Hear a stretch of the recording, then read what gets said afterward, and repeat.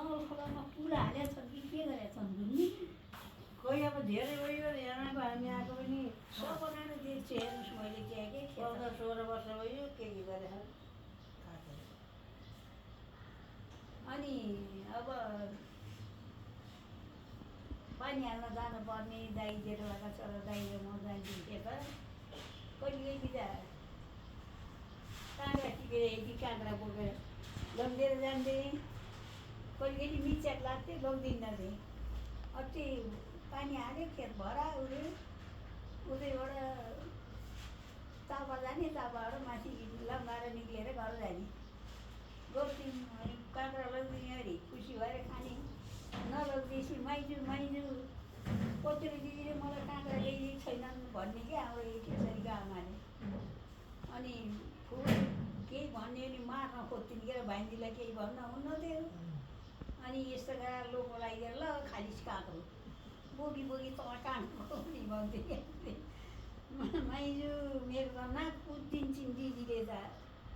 म त खालिस भन्छन् गाली गर्छिन् भन्नुहुन्थ्यो क्या त्यस्तै हुनुहुन्थ्यो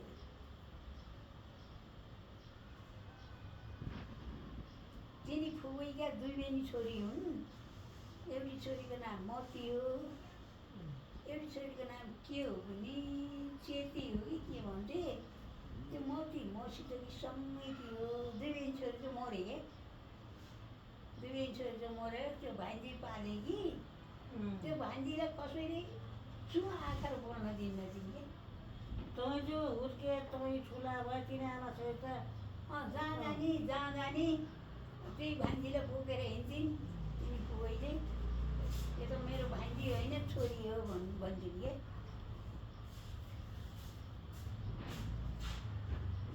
त आमा छोरीले तहीँ बसेर हुर्किया हुन्थ्यो तिनको बिहा चाहिँ सुबार भयो सारी त्यही त कन्या जो हो आर्की पहिलो त्यो हल्लाकी छोरी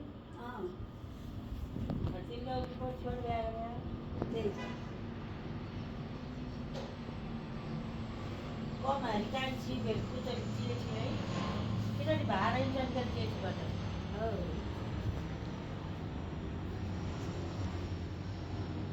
जेठीबाट